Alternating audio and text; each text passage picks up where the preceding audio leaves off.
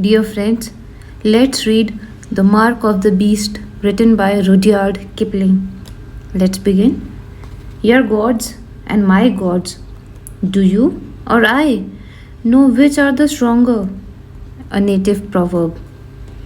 East of Suez, some hold the direct control of Providence seizures, man being there handed over to the power of the gods and devils of Asia and the Church of England, Providence only exercising an occasional and modified supervision in the case of Englishmen. This theory accounts for some of the more unnecessary horrors of life in India. It may be stretched to explain my story. My friend Strickland of the police, who knows as much of natives of India as is good for any man, can be a witness to the facts of the case. Dumois, our doctor, also saw what Strickland and I saw. The inference which he drew from the evidence was entirely incorrect. He is dead now. He died in a rather curious manner which has been elsewhere described. When Fleete came to India, he owned a little money and some land in the Himalayas near a place called Dharamshala. Both properties had been left him by an uncle, and he came out to finance them. He was a big, heavy, genial, and inoffensive man. His knowledge of natives was, of course, limited, and he complained of the difficulties of the language. He rode in from his place in the hills to spend New Year in the station, and he stayed with Strickland. On New Year's Eve, there was a big dinner at the club, and the night was excusably wet. When men foregather from the uttermost ends of the empire, they have a right to be righteous. The frontier had set down a contingent of catch 'em alive who had not seen 20 white faces for a year and were used to ride 15 miles to dinner and the next fort at the risk of Khyber bullet, where their drinks should lie. They profited by their new security, for they tried to play pool with a curled up hedgehog found in the garden, and one of them carried the marker round the room in his teeth.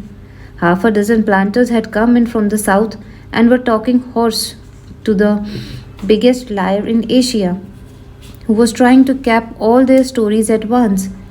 Everybody was there, and there was a general closing up of ranks and taking stock of our losses in death or disabled had fallen during the past year.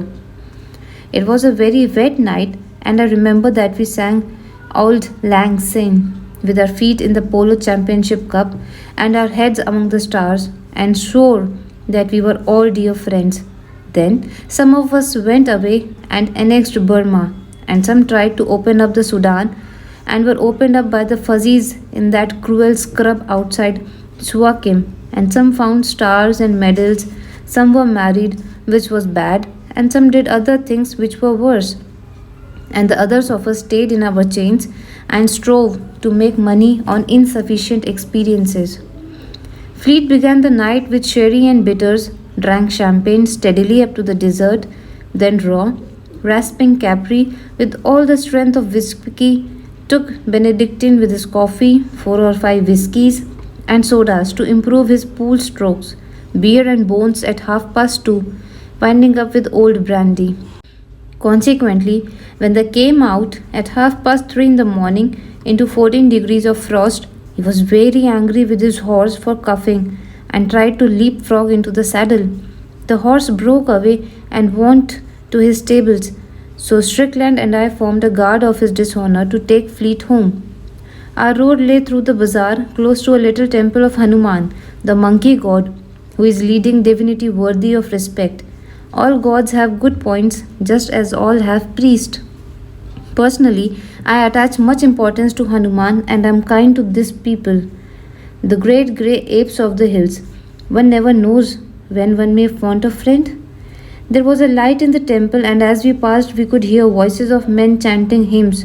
In a native temple, the priests rise at all hours of the night to the honor of their god. Before we could stop him, Fleete dashed up the steps, patted 2 priests on the back, and was gravely grinding the ashes of his cigar butt into the forehead of the red stone image of Hanuman. Strickland tried to drag him out, but he sat down and said solemnly, "She that." Mark of the beast. I made it. Isn't it fine? In half a minute, the temple was alive and noisy, and Strickland, who knew what came of polluting gods, said that things might occur. He, by virtue of his official position, long residence in the country, and weakness for going among the natives, was known to the priest, and he felt unhappy. Fleete sat on the ground and refused to move. He said that good old Hanuman made a very soft pillow. Then, without any warning, a silver man came out of a recess behind the image of the god. He was perfectly naked in that bitter cold, and his body shone like frosted silver, for he was what the Bible calls a leper, as white as snow. Also, he had no face, because he was a leper of same years standing, and his disease was heavy upon him. We too stooped to haul Fleete up, and the temple was filling with folk who seemed to spring from the earth, when the silver man ran in under our arms, making a noise exactly like the mewing of an otter. They caught Fleete round the body and dropped his head on the Fleete's breast before we could wrench him away. Then he retired to a corner and sat mewing while the crowd blocked all the doors. The priests were angry until the silver man touched Fleete. That muzzling seemed to sober them. At the end of a few minutes' silence, one of the priests came to Strickland and said in perfect English, "Take your friend away. He has done with Hanuman, but Hanuman has not done with him." The crowd gave room, and we carried Fleete into the road. Strickland was very angry. He said that we might all three have been knifed, and that Fleete should thank his stars that he had escaped without injury. Fleete thanked no one. He said that he wanted to go to bed. He was gorgeously drunk. We moved on, Strickland silent and wrathful, until Fleete was taken with violent shivering fits and seething. He said that the smells of the bazaar were overpowering, and he wondered why slaughterhouses were permitted so near English residences. "Can't you smell the blood?" said Fleete. We put him to bed at last, just as the dawn was breaking, and Strickland invited me to have another whisky and soda. While we were drinking, he talked of the trouble in the temple and admitted that it baffled him completely. Strickland hates being mystified by natives because his business in life is to overmatch them with their own weapons. He has not yet succeeded in doing this, but in 15 or 20 years, he will have made some small progress. "They should have mauled us," he said, "instead of mewing at us. I wonder what they meant. I don't like it one little bit." He said that the managing committee of the temple would, in all probability, bring a criminal action against us for insulting their religion. There was a section of the Indian Penal Code which exactly met Fleete's offense. Strickland said he only hoped and prayed that they would do this. Before I left, I looked into Fleete's room and saw him lying on his right side, scratching his left breast. Then I went to bed, cold, depressed, and unhappy, at 7 o'clock in the morning. At 1 o'clock, I rode over to Strickland's house to inquire after Fleete's head. I imagined that it would be a sore one. Fleete was breakfasting and seemed unwell. His temper was gone, for he was abusing the cook for not supplying him with an underdone chop. A man who can eat raw meat after a wet night is a curiosity. I told Fleete this, and he laughed. "You breed queer mosquitoes in these parts," he said. "I have been bitten 2 pieces, but only in 1 places." "Let's have a look at the bite," said Strickland. "I may have gone since the morning." While the chops were being cooked, Fleete opened his shirt and showed us, just over his left breast, a mark, the perfect double of the black rosettes, the 5 or 6 irregular blotches arranged in a circle on a leopard's hide. Strickland looked at it and said, "It was only pink this morning. It's grown black now." Fleete ran to a glass. "By Jove," he said, "this is nasty. What is it?" We could not answer. Here the chops came in, all red and juicy, and Fleete bolted 3 in a most offensive manner. He ate on his right grinders only, and threw his head over his right shoulder as he snapped the meat. When he had finished it, it struck him that he had been behaving strangely, for he said apologetically. I don't think I ever felt so hungry in my life. I've bolted like an ostrich. After breakfast, Strickland said to me, "Don't go, stay here, and stay for the night." Seeing that my house was not 3 miles from Strickland's, this request was absurd. But Strickland insisted and was going to say something when Fleete interrupted by declaring in a shamefaced way that he felt hungry again. Strickland sent a man to my house to fetch over my bedding and a horse, and we three went down to Strickland's stables to pass the hours until it was time to go out for a ride. The man who has a weakness for horses never wearies of inspecting them, and when two men are killing time in this way, they gather knowledge and lies the one from the other. There were 5 horses in the stables, and I shall never forget the scene as we tried to look them over. They seemed to have gone mad. They reared and screamed and nearly tore up their pickets. They sweated and shivered and lathered and were distraught with fear. Strickland's horses used to know him as well as his dogs, which made the matter more curious. We left the stable for fear of the brutes throwing themselves in their panic. Then Strickland turned back and called me. The horses were still frightened, but they let us gentle and make much of them, and put their heads in bosom. "They aren't afraid of us," said Strickland. "Do you know, I'd give thee 3 months' pay in outrage here." But outrage was dumb, and could only cuddle up to his master and blow out his nostrils, as is the custom of horses when they wish to explain things, but can't. Fleete came up when we were in the stalls, and as soon as the horses saw him, their fright broke out afresh.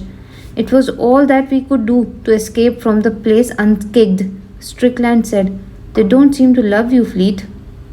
"Nonsense," said Fleete. "My mare will follow me like a dog." He went to her. She was in a loose box, but as he slipped the bars, she plunged, knocked him down, and broke away into the garden. I laughed, but Strickland was not amused. He took out his moustache in both fists and pulled at it till it nearly came out. Fleete, instead of going off to chase his property, yawned, saying that he felt sleepy. He went to the house to lie down, which was a foolish way of spending New Year's Day. Strickland sat with me in the stables and asked if I had noticed anything peculiar in Fleete's manner. I said that he ate his food like a beast, but that this might have been the result of living alone in the hills, out of the reach of a society as refined and elevating as ours. Strickland was not amused. I do not think that he listened to me, for his next sentence referred to the mark on the Fleete's breast, and I said that it might have been caused by blister flies, or that it was probably a birthmark newly born and now visible for the first time. We both agreed that it was unpleasant to look at, and Strickland found occasion to say that I was a fool. "I can't tell you what I think now," he said, "because you would call me a madman, but you must stay with me for next few days if you can. I want you to watch Fleete, but don't tell me what you think till I have made up my mind." "But I am dining out tonight," I said. "So am I," said Strickland, "and so is Fleete, at least if he doesn't change his mind." We walked about the garden smoking, but saying, because we were friends, and talking spoils good tobacco till our pipes were out. Then we went to wake up Fleete. He was wide awake and fidgeting about his room. "I say, I want some more chops," he said. "Can I get them?" We laughed and said, "Go and change. The ponies will be round in a minute." "All right," said Fleete. "I'll go when I get the chops, underdone once, mind it." He seemed to be quite in earnest. It was 4 o'clock, and we had the breakfast at 1. Still for a long time he demanded those underdone chops. Then he changed into riding clothes and went out into the veranda. His pony, the mare had not been caught, would not let him come near. All 3 horses were unmanageable, mad with fear, and finally Fleete said that he would stay at home and get something to eat. Strickland and I rode out wondering. As we passed the temple of Hanuman, the silver man came out and mewed at us. "He's not one of the regular priests of the temple," said Strickland. "I think I should peculiarly like to lay my hands on him." There was no spring in our gallop. on the race course that evening. The horses were stale and moved as though they had been ridden out. The fright after breakfast has been too much for them, said Strickland. That was the only remark he made throughout the remainder of the ride. Once or twice, I think, he swore to himself, but that did not count. We came back in the dark at 7 o'clock and saw that there were no lights in the bungalow. Careless ruffians my servants are, said Strickland. My horse reared at something on the carriage drive, and Fleete stood up under its nose. What are you doing? Grovelling about the garden? Said Strickland. But both horses bolted, and nearly three of us. We dismounted by the stables and returned to Fleete, who was on his hands and knees under the orange bushes. What's the devil wrong with you? Said Strickland. Nothing. Nothing in the world, said Fleete, speaking very quickly and thickly. I have been gardening, botanizing, you know. The smell of the earth is delightful. I think I'm going for a walk all night. Then I saw there was something excessively out of order somewhere, and I said to Strickland, I'm not dining out. Bless you, said Strickland. Here, Fleete, get up. You'll catch fever there. Come in to dinner and let's have the lamps lit. We'll all dine at home. Fleete stood up unwillingly and said, No lamps, no lamps. It's much nicer here. Let's dine outside and have some more chops. Lots of them, and underdone. Bloody ones with gristle. Now, a December evening in northern India is bitterly cold, and Fleete's suggestion was that of a maniac. Come in, said Strickland sternly. Come in at once. Fleete came, and when the lamps were brought, we saw that he was literally plastered with dirt from head to foot. He must have been rolling in the garden. He shrank from the light and went to his room. His eyes were horrible to look at. There was a green light behind them, not in them, if you understand, and the man's lower lip hung down.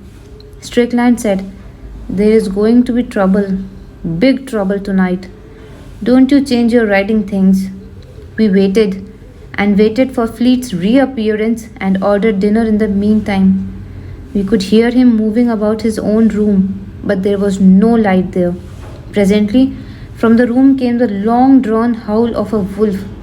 People write and talk lightly of a blood running cold and hair standing up, and things of that kind. Both sensations are too horrible to be trifled with. My heart stopped as though a knife had been driven through it. And Strickland? He turned as white as the tablecloth. The howl was repeated and was answered by another howl far across from the fields. That sat the gilded roof on the horror. Strickland dashed into Fleete's room. I followed, and we saw Fleete getting out of the window. He made beast noises in the back of his throat. He could not answer us when we shouted at him.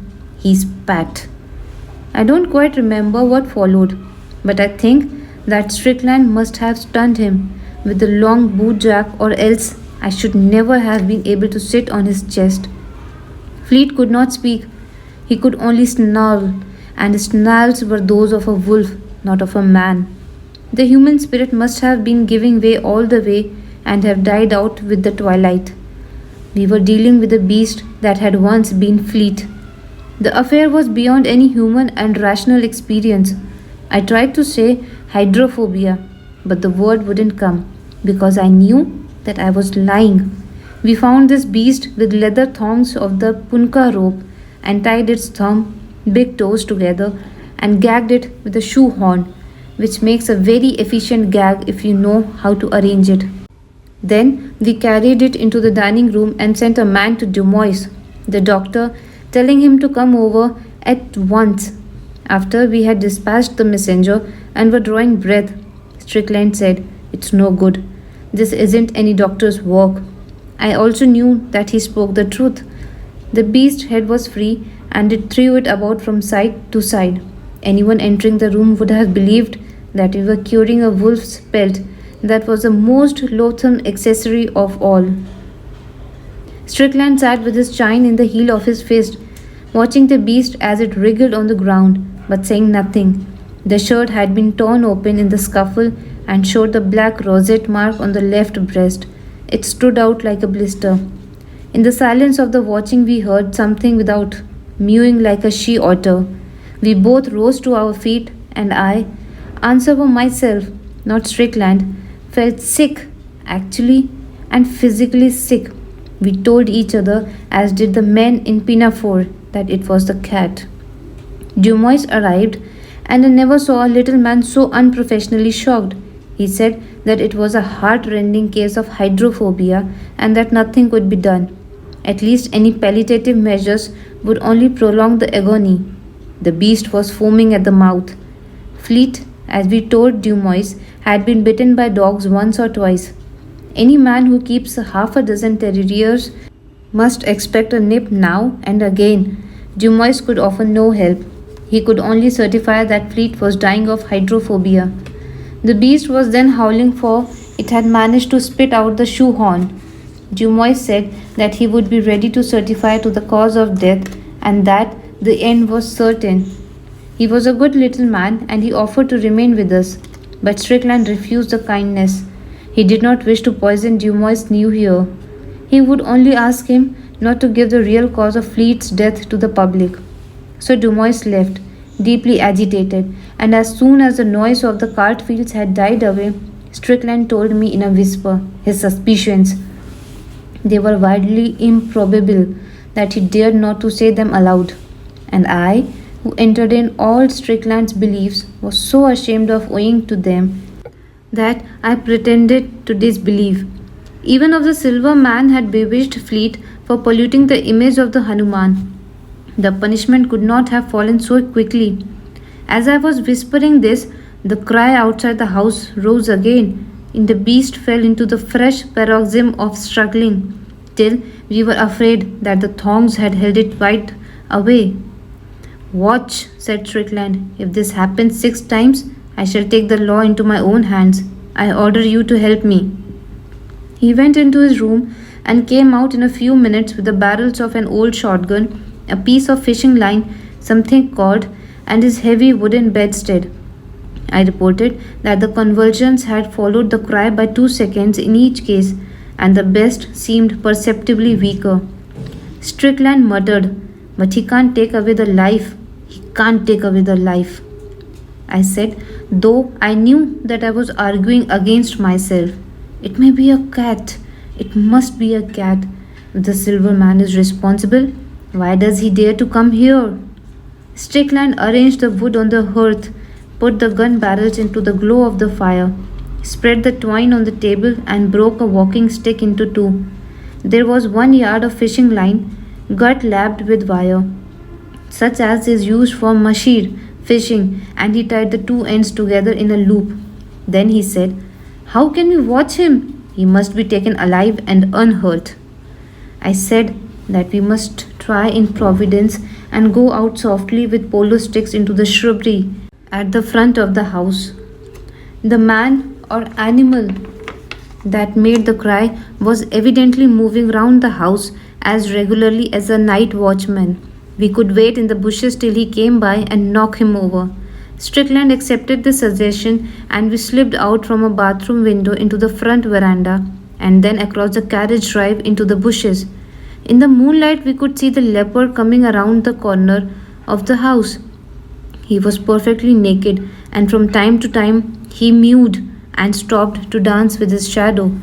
It was an unattractive sight, and thinking of poor Fleete brought to such degradation by so foul a creature, I put away all my doubts and resolved to help Strickland from the heated gun barrels to the loop of twine, from the loins to the head and back again, with all the tortures that might be needful. The leper halted in the front porch of a moment, and we jumped out on him with the sticks. He was wonderfully strong, and we were afraid that he might escape or be fatally injured before we caught him. We had an idea that lepers were frail creatures, but this proved to be incorrect. Strickland knocked his legs from under him, and I put my foot on his neck. He mewed hideously, and even through my riding boots, I could feel that his flesh was not the flesh of a clean man. He struck at us with his hand and feet stumps. We looped the lash of a dog whip round him under the armpits and dragged him backwards into the hall, and so into the dining room where the beast lay. There we tied him with the trunk straps. He had made no attempts to escape, but mewed. When we confronted him with the beast, the scene was beyond description. The beast doubled backwards into a bow as though he had been poisoned with strychnine and moaned in the most pitiable fashion. Several other things happened also, but they cannot be put down here. I think I was right, said Strickland. Now we will ask him to cure this case. But the leper only mewed. Strickland wrapped a towel around his hand and took the gun barrels out of the fire. I put the half of the broken walking stick, the loop of fishing line, and buckled the leper comfortably to Strickland's bedstead. I understood then how men and women and little children can endure to see with the burnt alive. For the beast was moaning on the floor, and through the silver man had no face, you could see horrible feelings passing through the slab that took its place, exactly as waves of heat play across red hot iron gun barrels. Strickland shaded his eyes with his hands for a moment, and we got to work. This part is not to be printed. The dawn was beginning to break when the leper spoke. His mewing had not been satisfactory up to the point. The beast had fainted from exhaustion, and the house was very still. We unstrapped the leper and told him to take away the evil spirit. He crawled to the beast and laid his hand up to the left breast. That was all. Then he fell face down and whined, drawing in his breath as he did so. We washed the face of the beast and saw the soul of Fleete coming back into the eyes. Then a sweat broke out on the forehead and the eyes. They were human eyes, closed. We waited for an hour, but Fleete still slept. We carried him to his room and bade the leper go, giving him the bedstead and the sheet on the bedstead to cover his nakedness, the gloves and the towels with which we had touched him, and the whip that had been hooked around his body. He put the sheet about him and went out into the early morning without speaking or mewing. Strickland wiped his face and sat down. A night gong far away in the city made 7 o'clock. Exactly 24 hours, said Strickland, and I've done enough to ensure my dismissal from the service, besides permanent quarters in a lunatic asylum. Do you believe that we are awake? The red-hot gun barrel had fallen on the floor and was singing the carpet. The smell was entirely real. The morning at 11, we two together went to wake up Fleete. We looked and saw that the black leopard rosette on his chest had disappeared. He was very drowsy and tired, but as soon as he saw us, he said, "Oh, confound you fellows! Happy New Year to you! Never mix your liquors. I am nearly dead." "Thanks for your kindness, but you are overtime," said Strickland. "Today is the morning of the 2nd. You've slept the clock round with willingness." The door opened and the little Domois put his head in. He had come on foot and fancied that we were laying out Fleete. "I've brought a nurse," said Domois. "I suppose that the can come in for what is necessary." "By all means," said Fleete cheerily, sitting up in the bed. "Bring on your nurse." Dumois was dumb. Strickland led him out and explained and that there must have been a mistake in the diagnosis. Dumois remained dumb and left the house hastily. He considered that his professional reputation had been injured and was inclined to make a personal matter of the recovery. Strickland went out too. When he came back, he said that he had been to call on the temple of Hanuman to offer redress for the pollution of the god, and had been solemnly assured that no white man had ever touched the idol, and that he was an incarnation of all the virtues laboring under a delusion. "What do you think?" said Strickland. I said, "There are more things." But Strickland hates that quotation. He says that I have worn it threadbare. Another curious thing happened which frightened me as much as anything in all the night's work. When Fleete was dressed, he came into the dining room and sniffed. He had a quaint trick of moving his nose when he sniffed, "Horrid doggy smell here," said he. "You should really keep those terriers of yours in a better order. Trust sulphur, Strick." But Strickland did not answer. He caught hold of the back of a chair and, without warning, went into an amazing fit of hysterics. It is terrible to see a strong man overtaken with hysteria. Then it struck me that we had fought for Fleet soul with the silver man in that room, and had disgraced ourselves as Englishmen forever, and I laughed and gasped and gurgled just as shamefully as Strickland, while Fleet thought we had both gone mad. We never told him what he had done. Some years later, when Strickland had married and was a church going member of society, for his wife's sake, we reviewed the incident dispassionately, and Strickland suggested that I should put it before the public.